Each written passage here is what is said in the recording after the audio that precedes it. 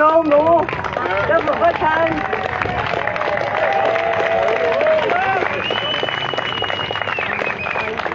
Thanks very much.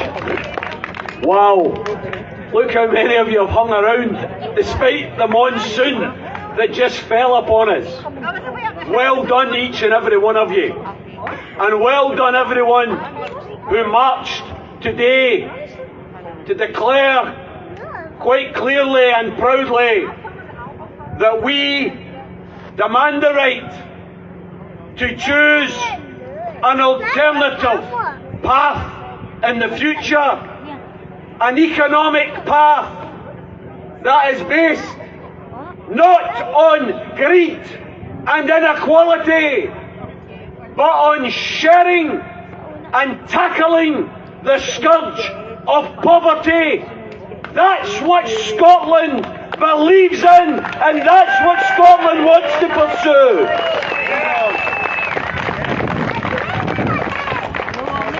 This morning as I left Glasgow, I had a wee look at the natural history site, which is full of some wonderful facts and figures, and I saw this wee fact. I hope there are no children listening, but it says a blue whale's anus can stretch to approximately 3.5 feet, making it the second largest asshole on the planet, behind Boris Johnson.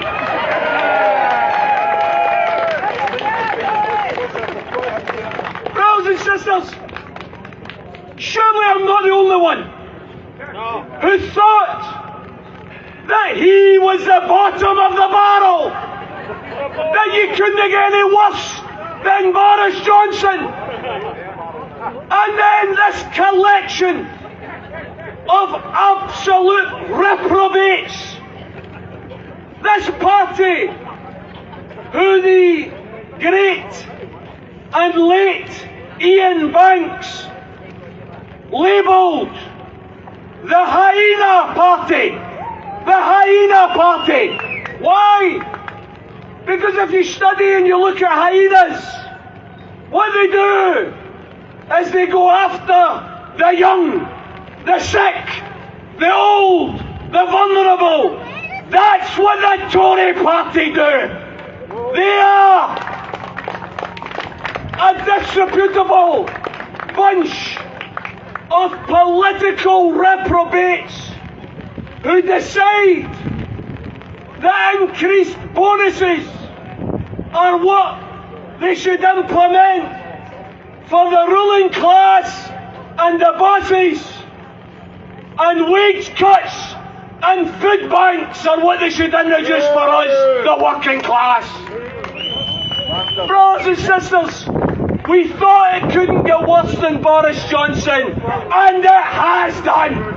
Liz Truss has to represent the single most despicable politician we have, someone who is integrity free, someone who used to be a Republican is now a Royalist, somebody who used to be against Brexit now supports Brexit, somebody who probably in an earlier part of her life believed in equality and now despises equality.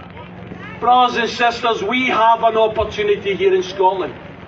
I salute the RMT members, the CWU members, the Unite members, the Unison members. I salute every one of you that are standing up and fighting for your wages and conditions.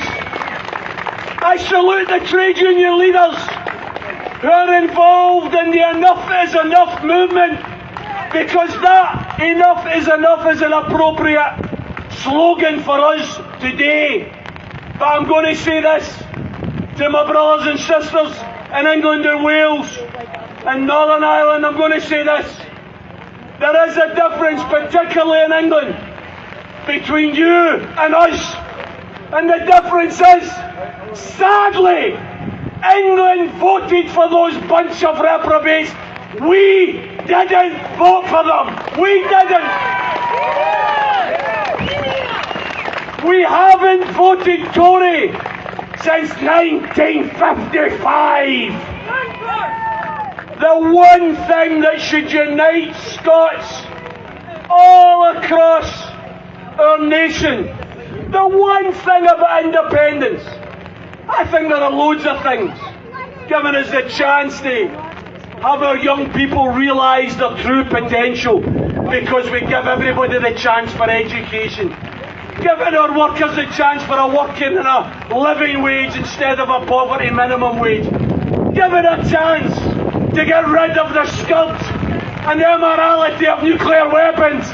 Those are all good reasons for independence. But here's the one biggest reason for independence. In an independent Scotland, there will be no Tory government, brothers and sisters. And therefore, I conclude by saying to you, brothers and sisters, thanks for braving the rain. Thanks for coming here today.